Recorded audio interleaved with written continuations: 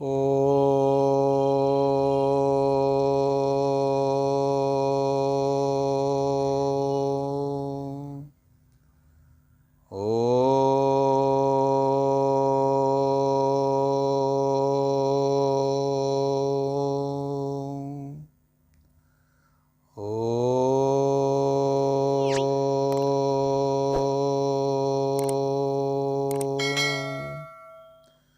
आपदां प्रहर्तारं दातारं सर्वसम्पदां लोकाभिरामं श्रीरामं भूयो भूयो नमाम्यहम्।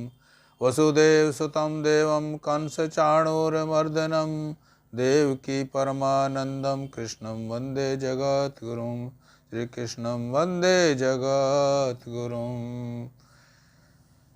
श्री कृष्ण कर्णधान की जय, बांके बिहारी लाल की जय।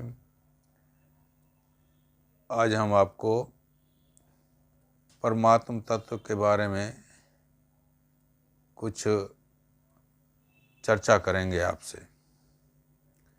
परमात्म तत्व जो है वो एक ही तत्व है। इसको 3 रूपों में देखा जाता है।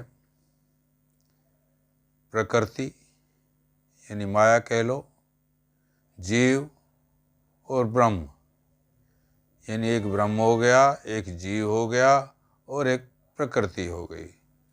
तो जीव जो है इन दोनों के बीच में है। जीव यदि भगवान के सम्मुख हो जाए, ब्रह्म के सम्मुख हो जाए तो उसका कल्याण हो जाता है।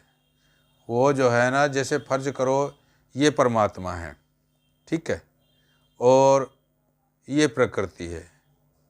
अब जीव अगर फर्ज करो, जीव अपना फेस मुख जो है भगवान की परमात्मा की तरफ कर ले इन दोनों के बीच में ऐसे, तो उसका कल्याण हो जाएगा, क्योंकि वो सम्मुख हो गया। तो सम्मुख होने से उसे परमात्मा तत्व की प्राप्ति हो जाएगी।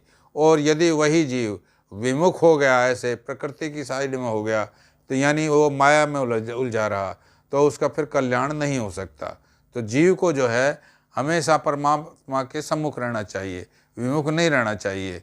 विमुख रहने से क्या होता है कि उसका कल्याण नहीं होगा, उसमें परमात्मा प्राप्ति नहीं होगी। जीव जो है वो परमात्मा के पास ही उसे जाना होता है। मेन ध्येय उसका क्या है? परमात्मा के पास जाना ही है। जैसे बूंद है, समुद्र से जैसे बूंद भाप बना, भाप बन कर उड़ करके बादल बने, और बादल जैसे भी बने तो वो बूंद के रूप में नीचे पृथ्वी पर आता है। और पृथ्वी पर आने के पश्चात वो बूंद बूंद इकट्ठी होकर के नदी नाले के रूप में वो फिर आगे जाकर के समुद्र में मिल जाता है।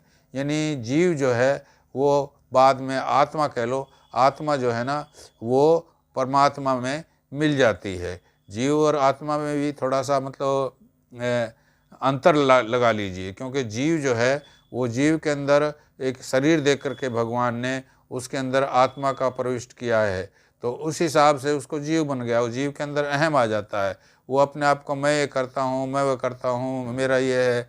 तो इस हिसाब से जो है ना, जीव को हमेशा कभी जीव जैसे भी होगा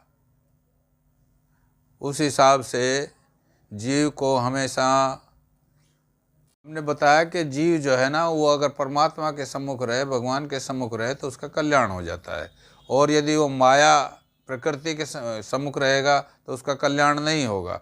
तो इसलिए जो भक्ति या अध्यात्म की जो शिक्षाएं दी जाती हैं, या गुरु के पास जो जाना होता है, या यूँ कहिए कि सत्संग जो किया जाता है, वो इसीलिए किया जाता है कि जीव जो है ना अपना परमात्मा से जुड़ने के लिए, वो हमेशा के लिए अपना कल्याण करने के लिए वो अपने सत्संगति में जाए, संतों के पास जाए, महात्माओं के पास जाए, और इस हिसाब से अपना कल्याण कर ले। हमने क्या है कि यही मतलब जो है ना आपको बताना जो है उचित समझा कि जीव जो है ना अपना कल्याण करने के लिए सत्संग करे, भजन करे, कीर्तन करे, अध्यात्म के में अपनी उन्नति करने के लिए स्वाध्याय करे, रिद्धि दर्शन करे।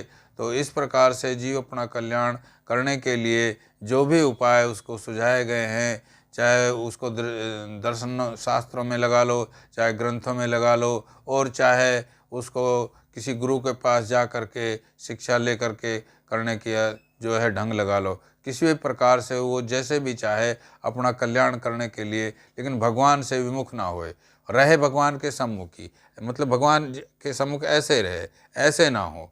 यदि वो ऐसे हो गया तो समझो उसका जो है ना कल्याण नहीं होगा, फिर वो जो है ना वंचित रह जाएगा कल्याण से, और प्रकृति के सामने होगा तो माया में उलझ जाएगा, क्योंकि प्रकृति का तो कार्य यही है, नए नए जो है ना उसको मतलब जो है तरीक़ों से उसको अपनी ओर खींचना, अपनी ओर लुभाना। जब प्रकृति की तरफ वो जाएगा तो भूल जाएगा भगवान को।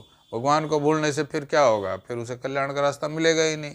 तो प्रकृति के अंदर तो पदार्थ जो हैं वो कुछ का कुछ रूप लेते रहते हैं, और रूप लेने से क्या है, वो लुभावने जो रूप होते हैं वो उसकी तरफ जीव जो है वो खिंचा चला जाता है, और उनको खींचने से क्या होता है कि उसकी जो प्रकृति होती है, प्रकृति की जो माया की जो शक्ति होती है उसको इस ढंग से कर देती है कि वो जो है ना भगवान से विमुख हो जाता है। वैसे प्रकृति के अंदर भी ऐसा नहीं है, प्रकृति भी भगवान ने इसीलिए बनाई है कि जो है वो भी मतलब भगवान से जोड़े, लेकिन क्या है कि वो अपनी माया फैला करके जीव को थोड़ा सा जो है भटका देती है। अब जीव अगर भटक गया तो जो है वो कल्याण नहीं कर पाएगा, और अगर वो भटका नहीं और वो माया के अंडर नहीं आया तो फिर वो जो है कल्याण कर लेगा, और माया के से जुड़ा रहा, प्रकृति के जो है ना लुभावने आकर्षण में वो फंस गया तो फिर उसका कल्याण नहीं होगा। इस तरह से हम ये कहते हैं कि जीव को हमेशा अपना कल्याण करने के लिए, हमेशा अपने आप का उद्धार करने के लिए जो है अपना वही रास्ता वो चुनना चाहिए कि भगवान के सम्मुख हो जाए, स्वाध्याय करे, भजन कीर्तन करे और अपना कल्याण करे। जय श्री कृष्ण, जय श्री राधे, जय भगवत गीता, जय गौ माता, जय गुरुदेव।